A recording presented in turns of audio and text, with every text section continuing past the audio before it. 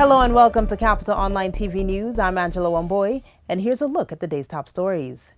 Attorney General Githu Muigai has dismissed claims by the opposition that President Uhuru Kenyatta is a lame duck.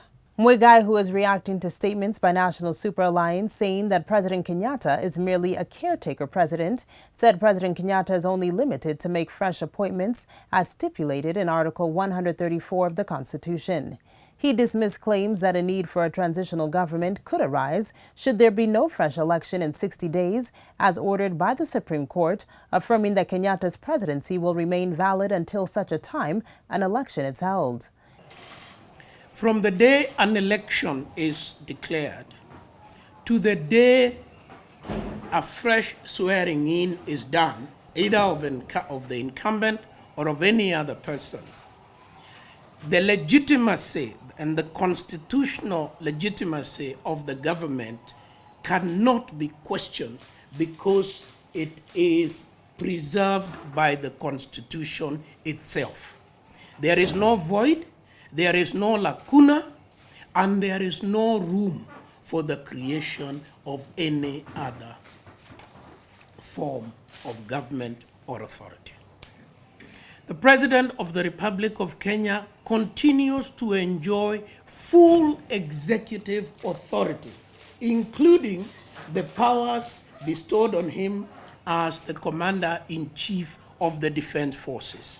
The Independent Electoral Boundaries Commission has set October 26th as the date for a fresh election in accordance with orders by the Apex Court, which nullified the August 8th presidential election on September 1st.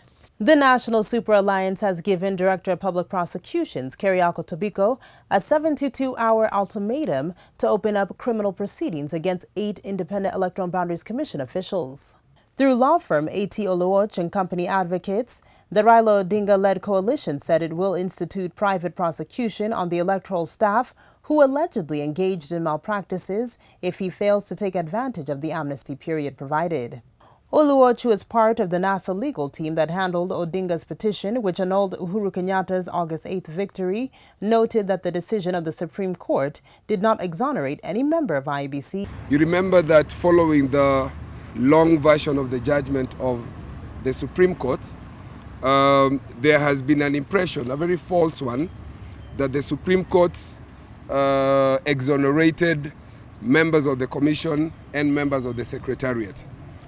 The long and short of our statement today is to ask the Director of Public Prosecution that indeed there were findings that there were serious, systematic and systemic problems with the transmission and the management of the elections, and that there is a duty now on the Director of Public Prosecution as the person that is mandated under Article 157 to not only initiate investigations, but also to ensure that prosecution is done and that we go to the next elections with persons who have not been tainted with the illegalities and the irregularities that the Supreme Court found out. The charges are aimed or directed at the chairman of the commission, that is Mr. Chebukati, the CEO of the commission, Ezra Chiloba, the deputy CEO, Betty Nyabuto, one of the directors, Immaculate Kasait, James Muhati, the director of ICT, Praxidis Tororei, the director of legal affairs, whom we are informed reliably that she had resigned by this morning, Moses Kipkosgei, who is in the legal department, Abdi Gulei, one of the commissioners, Molu Boya, and Marijan Hussein Marijan. President Uhuru Kenyatta and National Super Alliance leader Raila Odinga today shared a platform at the burial of former Nairobi Mayor Samuel Mbogwa. Samuel Mbogwa is the father of former Nairobi woman representative Rachel Shebesh. During the burial at Kiambu, which was the first since the August 8th presidential election, President Kenyatta reiterated that he had accepted the verdict of the Supreme Court, nullifying his re-election, urging his opponent to accept defeat should he lose in the October 26th fresh presidential election. Tuliheshimu waamuzi hata kama hatukubaliani. Twagojea debe. Turudi ya kazi, hamna shida. Wananchi waamue na vile wataamua, sisi tutakubali na tuendelee. Raila amesema hapa kwamba Uhuru astahili kuheshimu wazee. Mimi naheshimu wazee. Mimi namuomba tu na yeye aheshimu waamuzi wa Wakenya. Odinga called for peace while giving his remarks, saying Kenyans must remain united regardless of political persuasions. We are here. I'm sure we are going to be able to resolve these issues. If it is my brother Uhuru, I will respect the rule of the people. And I know that even it is me, he will also respect that. That's what we want. Uhuru is my younger brother. Nasema ndugu yangu mdogo. Mimi nimesema heshimu mzee.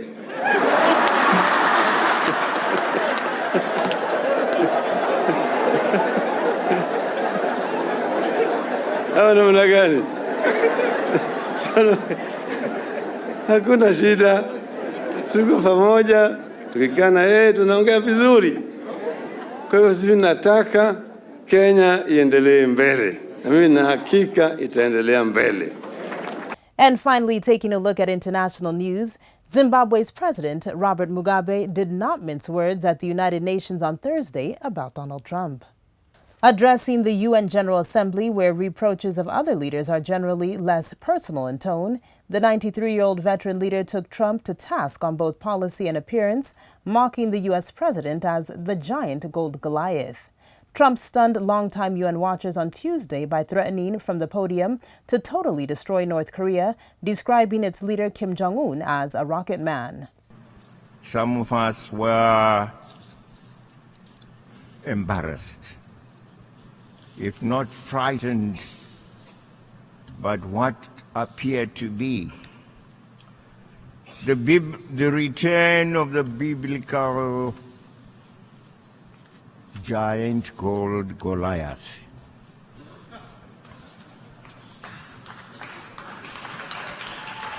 Are we having a return of a Goliath to our midst who threatens the extinction of other countries? And may I say to the United States President, Mr. Trump, please blow your trumpet.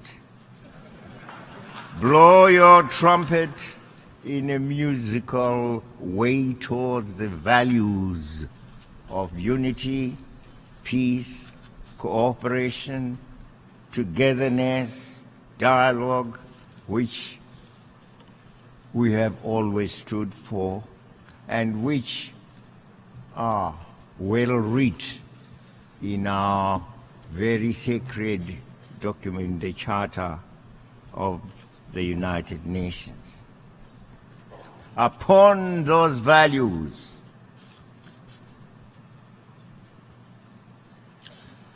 each nation can build its greatness, including the United States.